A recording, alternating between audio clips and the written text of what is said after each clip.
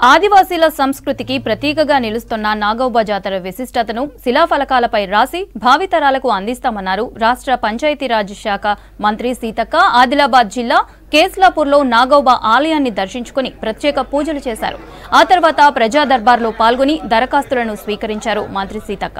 ఆదిలాబాద్లో రోడ్డు, వైద్యం, కరెంటు లేని గిరిజన గుడాలు ఉన్నాయన్నారు. గత ప్రభుత్వాలు ప్రజల నుంచి దరఖాస్తులు తీసుకుని పడేసిన రోజులు ఉన్నాయని, కానీ ఇప్పుడు ప్రతి దరఖాస్తును పరిశీలించి చర్యలు తీసుకుంటున్నామన్నారు మంత్రి సీతక్క.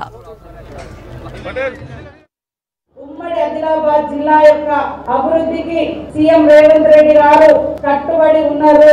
దానిలో భాగమే ఎన్నికల కంటే ముందు లేదా 2 సంవత్సరాల క్రితం ఆయన ఇచ్చిన మాట ప్రకారం గెలిచిన తర్వాత మొదట సీఎం పర్యటన ఆదిలాబాద్ జిల్లా నాగౌబ జాతర ఇక్కడ నుంచి మరి ఇంద్రవెల్లి అమరవీరులకు నివాళులర్పించే కాడ నుంచి మొదలు పెట్టడం జరిగింది. ఈ ప్రాంతం అంటే నాకు కూడా అభిమానం, ప్రేమ, బాధ కూడా.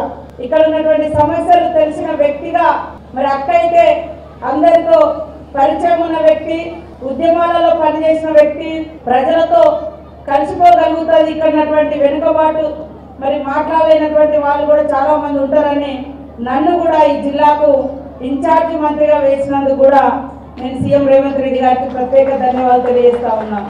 ఈ రోజు చాలా మంది సోదరులు మరి ఆదివాసీల సమస్యలు మాట్లాడుతూ దర్బార్కు వస్తున్నారు, అప్లికేషన్ తీసుకుంటున్నారు, అవి అక్కడే ఉంటున్నాయి అని అంటున్నారు. కాబట్టి మరి కలెక్టర్స్ అందరికీ కూడా మేము వెంటనే ఆదేశం కూడా చేయడం జరుగుతుంది.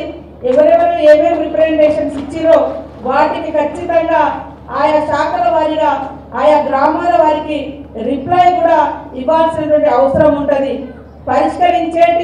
పరిష్కరించని కూడా ఏ కారణం రీత్యా మనం పరిష్కరించలేకపోయినామో అనేది కూడా వాళ్ళకి తెలియజేస్తే వారు ఇంకొక మార్గంలో అయినా ముందుకు వస్తారు. కాబట్టి తప్పకుండా మీ యొక్క సమస్యల పరిష్కారానికి కట్టుబడి ఉన్నాము.